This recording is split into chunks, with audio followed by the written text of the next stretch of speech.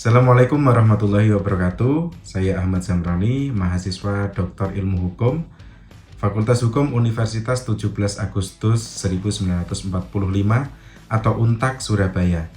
Nah, kali ini kita akan bicara berkaitan dengan Code of Law. Itu salah satu materi dari mata kuliah Hukum dan Teknologi. Selain itu, di video ini juga sebagai pemenuhan tugas atas mata kuliah Hukum dan Teknologi yang diampu oleh Bapak Dr. Tommy Michael SHMH.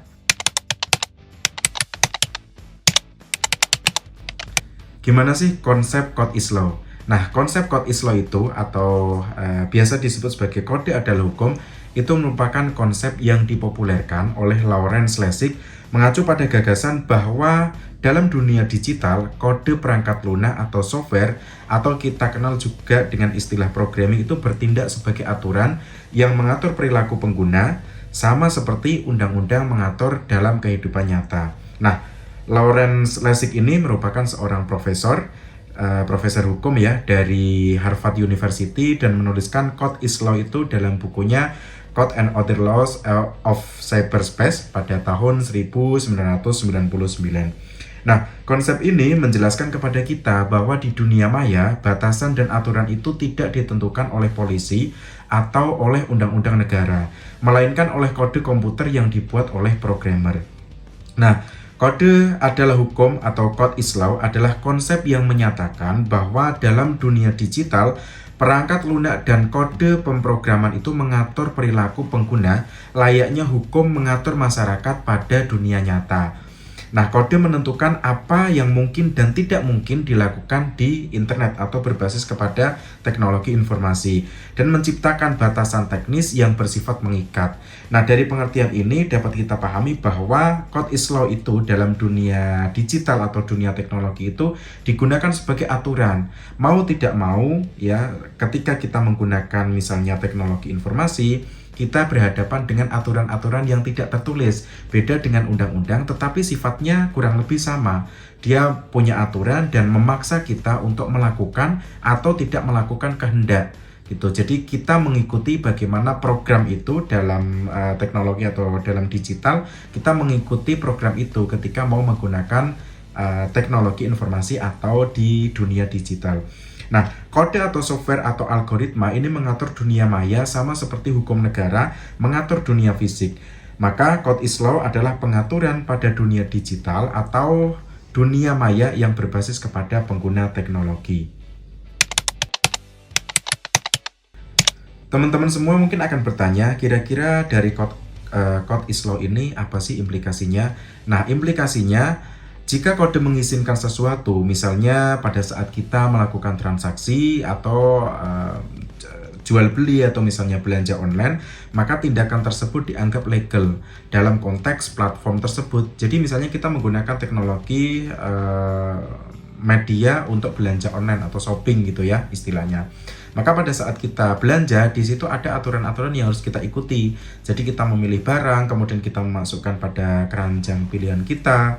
Kemudian setelah itu kita memilih metode pembayarannya seperti apa. Bahkan ini bisa terhubung terhadap e-wallet atau mungkin nomor rekening kita dan kita melakukan pembayaran dengan metode yang kita pilih. Apakah menggunakan kris misalnya atau menggunakan virtual account dan lain sebagainya. Maka secara sadar atau tidak kita mengikuti bagaimana aplikasi itu atau kode tadi itu mengizinkan kita untuk melakukan suatu tindakan ataupun tidak mengizinkan kita untuk tidak melakukan perbuatan itu. Contohnya ketika kita misalnya mau belanja tetapi ternyata itu terhubung dengan rekening kita, mau melakukan pembayaran, tapi pada saat rekeningnya kosong kita tidak bisa melanjutkan transaksi itu. Nah, terlepas dari apakah hal itu bertentangan dengan hukum pada dunia nyata atau tidak, itu adalah persoalan lain. Kemudian mengapa sih kode itu menjadi hukum? Setidak-tidaknya ada 3 hal yang dapat kita pahami. Pertama, kecepatan dan efisiensi, di mana kode itu menegakkan aturan secara otomatis, instan dan konsisten tanpa perlu proses pengadilan yang panjang dan lambat. Bahkan untuk beberapa orang itu cenderung dianggap sebagai proses yang sangat rumit. Kemudian yang kedua ada determinisme. Dalam teknologi seperti smart contract atau kontrak pintar, kode itu bertindak sebagai aturan yang tidak dapat diubah, atau istilahnya adalah immutable setelah dijalankan. Jadi tidak ada perubahan setelah kita melakukan aktivitas di dunia maya atau yang berbasis kepada teknologi.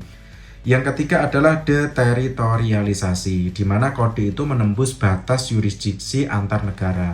Dan ini tidak terbatas misalnya hanya di Indonesia saja, tetapi penggunaan teknologi itu sudah melintas negara, bahkan melewati hukum dari satu negara dengan negara lainnya. Aturan cyber berlaku bagi siapapun ya, dan dimanapun, dan mereka saling terhubung. Tidak peduli apakah mereka sedang di Indonesia ataukah mereka mungkin sedang di Amerika Serikat, semuanya bisa terkoneksi dengan menggunakan internet atau berbasis kepada teknologi informasi. Sehingga aturan mainnya adalah aturan yang dipakai pada teknologi tersebut. Kemudian implementasinya kita dapat melihat untuk saat ini mungkin bisa kita angkat contohnya adalah fenomena blockchain dan smart contract. Dalam ekosistem blockchain misalnya ya, seperti Ethereum Classic itu berlaku code is law. Jadi di mana kode itu menjadi hukum dalam aktivitas yang digunakan di area blockchain. Pertama adalah tidak bisa dibatalkan. Jadi transaksi yang terjadi melalui kontrak pintar berbasis teknologi tadi itu tidak dapat dibatalkan oleh pihak ketiga, oleh pihak yang tidak berkaitan di situ. Contohnya adalah misalnya pemerintah atau bank, karena kode itu adalah hakim tertinggi ketika kita sedang berseluncur atau kita menggunakan teknologi. Yang kedua, bug itu adalah fitur. Nah, jika terjadi bug atau bug mungkin ya penyebutannya itu, atau ini disebut sebagai kesalahan teknis, itu dapat dimanfaatkan oleh seseorang. Pandangan ini menganggap tindakan tersebut sah karena kodenya mengizinkan, karena ada bug di sana. Jadi tidak ada penghalang, maka oleh seseorang terkadang bug ini dimanfaatkan. Maka bug itu kemudian menjadi fitur tersendiri dalam penggunaan teknologi. Selanjutnya bagaimana berkaitan dengan perbedaan kode dan hukum tradisional.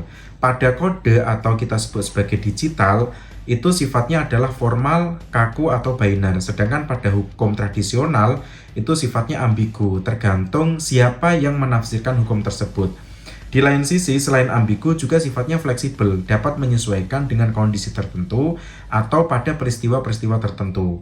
Kemudian berkaitan dengan penegakan, pada kode atau digital itu penegakannya itu otomatis oleh mesin atau oleh sistem yang sudah dirancang sedemikian rupa. Sedangkan pada hukum yang tradisional, penegakannya itu masih mengandalkan SDM atau masih mengandalkan manusia, baik dari polisi, jaksa, maupun hakim. Kemudian interpretasi pada kode atau digital itu bersifat literal atau apa adanya, sedangkan pada hukum tradisional itu bersifat kontekstual atau menyesuaikan, keadilan itu menyesuaikan dengan konteksnya seperti apa. Kemudian dari sisi fleksibilitas, pada kode atau digital itu sulit diubah atau sulit diperbaiki kecuali oleh mereka yang memang punya kompetensi untuk memperbaiki hal itu, atau misalnya programmer. Sedangkan pada hukum tradisional itu dapat diubah atau dapat diamandemen, bisa disesuaikan dengan kebutuhan yang ada di masyarakat ataupun digunakan oleh pihak-pihak tertentu sesuai dengan kepentingannya. Sekarang mari kita sama-sama memahami apa sih negara hukum. Konsep negara hukum atau Rechtsstaat atau biasa juga disebut sebagai rule of law merupakan sistem penyelenggaraan negara di mana hukum menjadi pondasi utamanya, membatasi kekuasaan penguasa dan menjamin hak asasi manusia. Penyelenggaraan pemerintah berdasarkan aturan tertulis atau kita sebut sebagai konstitusi dan bukan kehendak pribadi secara absolut serta didukung dengan lembaga peradilan yang independen. Nah, secara umum ketika kita membicarakan berkaitan dengan negara hukum itu ada 3 prinsip. Yang pertama, ada perlindungan hak asasi manusia atau HAM. Kemudian yang kedua, ada pemisahan kekuasaan dalam penyelenggaraan negara. Kalau di Indonesia kita mengenal pemisahan kekuasaan itu terbagi jadi legislatif, kemudian ada eksekutif dan ada yudikatif. Yang ketiga, pemerintahan berdasarkan undang-undang dan hukum sebagai panglima tertinggi dalam penyelenggaraan pemerintahan. Indonesia dan negara hukum. Pasal 1 ayat 2 Undang-Undang Dasar Republik Indonesia tahun 1945 menyebutkan bahwa kedaulatan negara di tangan rakyat dan dilaksanakan menurut undang-undang. Kemudian di pasal 1 ayat 3, negara Indonesia adalah negara hukum. Mungkin akan muncul pertanyaan lanjutan, apa bedanya res state dan rule of law?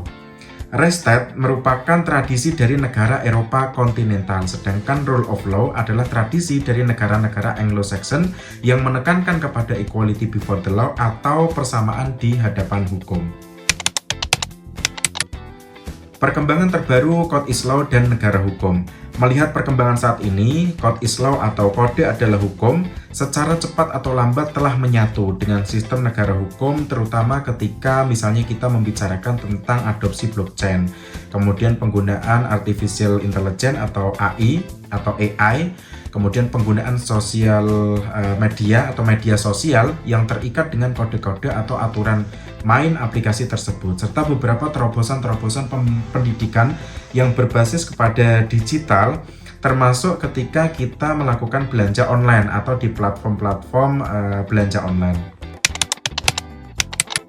Masalah Code is Law dan hukum di Indonesia. Nah, di Indonesia sendiri diakui secara tegas atau tidak bahwa hukum kita itu cukup lambat merespon perkembangan zaman. Dalam hal ini adalah perkembangan teknologi. Ketika dibandingkan dengan negara-negara Eropa misalnya atau negara-negara barat yang lainnya yang sudah terlebih dahulu, mereka itu sadar dan melakukan antisipasi yang perlu dilakukan oleh pemerintah untuk memberikan kontrol dan menjaga serta mengawasi teknologi dalam kehidupan masyarakatnya. Atau setidak-tidaknya teknologi itu mampu berjalan beriringan dengan pemberlakuan hukum pada suatu negara tersebut, sehingga teknologi itu tidak berdiri di atas supremasi hukum. Begitu juga sebaliknya, hukum dapat mengimbangi pesatnya teknologi. Nah, Indonesia sampai saat ini menurut saya cenderung gagap dan lambat dalam penyesuaiannya terhadap perkembangan teknologi. Hal ini dapat kita lihat dari beberapa kasus yang terjadi di lapangan, misalnya bocornya data dalam skala yang cukup besar, kemudian ancaman malware atau virus yang menyerang beberapa jaringan, baik pada sektor pemerintahan maupun pada sektor swasta. Sistem keamanan digital yang masih sangat kurang, kemudian juga kebobolan rekening bank dan lain sebagainya yang masih banyak terjadi problem-problem di tengah-tengah masyarakat. Tantangannya apa? Tantangannya adalah bagaimana negara sebagai entitas masyarakat dan kekuasaan itu mampu untuk memberikan rules tersendiri dalam penggunaan teknologi atau kode tadi, agar tetap masih berada dalam pengawasan supremasi hukum atau dalam pengawasan negara. Mungkin kalian akan bertanya, kira-kira jalan keluarnya ada nggak sih? Sampai saat ini, baik pemerintah maupun masyarakat itu harus bergerak bersama. Pemerintah fokus kepada kebijakan, kemudian masyarakat fokus terhadap kesadarannya sebagai subjek utama penggunaan teknologi atau sebagai pengguna teknologi. Pernyataan saya dan kesimpulannya, kemajuan teknologi saat ini tidak mungkin dapat dibendung. Pelarangan penggunaan teknologi justru akan menjadikan negara dan warga negaranya itu tertinggal dari standar internasional. Meskipun pahit, namun kapsul kemajuan teknologi itu harus ditelan secara paksa oleh kita semua, oleh kita sebagai pengguna teknologi atau disebut sebagai digital citizen. Nah, perkembangan teknologi khususnya penggunaan internet menurut Lawrence Lessig menjadi ekosistem yang sangat bebas yang disebabkan oleh permintaan pasar atau pengguna serta fleksibilitasnya. Pada tahap awal, internet dimaknai sebuah proses yang alami dari perkembangan zaman. Namun kemudian hal itu dipahami sebagai arsitektur dari manusia yang tidak dapat diatur namun mudah dikontrol. Setidaknya ada 3 masalah utama yang akan dihadapi oleh negara Indonesia dari hal itu. Yang pertama adalah berkaitan dengan kapasitas regulasi, di mana pemerintah Indonesia perlu meningkatkan kapasitas regulasi untuk mengatur kode komputer dan teknologi digital. Yang kedua, keterlibatan masyarakat. Masyarakat perlu dilibatkan dalam proses pengaturan kode komputer untuk memastikan bahwa kepentingannya diwakili, dalam hal ini dibantu atau dilaksanakan juga bersama dengan negara. Dan yang ketiga, pendidikan dan literasi digital. Pendidikan dan literasi digital perlu ditingkatkan untuk memastikan bahwa masyarakat itu dapat memahami dan mengadaptasi dengan perubahan teknologi. Kira-kira itu pengetahuan awal atau mungkin pengantar kepada kita melalui konten ini dan juga pemenuhan tugas, setidak-tidaknya memberikan gambaran tentang bagaimana code is law atau kode adalah hukum untuk kalian semua yang nonton video saya. Dan jangan lupa like, subscribe, dan komen. Kalau misalnya kalian ada pendapat, silahkan tulis di kolom komentar. Nanti kalau misalnya sudah ada yang komen, pastinya akan saya jawab. Terima kasih. Wassalamualaikum warahmatullahi wabarakatuh.